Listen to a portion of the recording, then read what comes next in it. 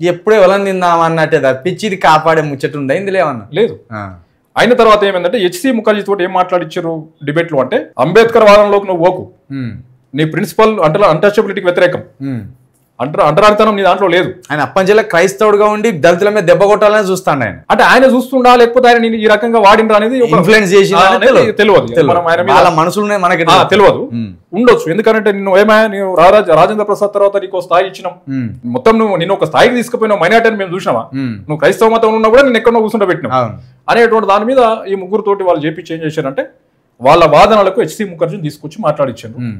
మాట్లాడించిన తర్వాత అప్పుడు క్రైస్తవంలో కులం లేదు కాబట్టి, క్రైస్తవంలో అంటరానితనం లేదు కాబట్టి, అంటరానితనం ప్రాతిపాదికన అంబేద్కర్ పెట్టినటువంటి ఎస్సీ రిజర్వేషన్ మాకు అవసరం లేదని వీళ్ళతో చెప్పించాను. అదే ఇప్పుడు ఇక్కడికి పునాది పడ్డది. చెప్పించిన తర్వాత రాజ్యాంగం ఆమోదమైంది. 26 నవంబర్ 1950లో కాన్స్టిట్యూషన్ ఫైనల్ డ్రాఫ్ట్ వచ్చింది. ఫైనల్ డ్రాఫ్ట్ వచ్చినప్పుడు దళితులు ఎస్సీలైన జాబితా కానీ ఆ ఎస్సీలు ఏ మతంలో ఉండాలని కానీ ఇక్కడ చర్చ లేదు. ఇది బాగా అర్థం చేసుకోవాలి. ఎప్పటికీ దళితులు 26 నవంబర్ 1949 వరకు ఎస్సీలు అనేటోళ్ళు ఏ మతంలో ఉండాలని అక్కడ ఏం రాయలే.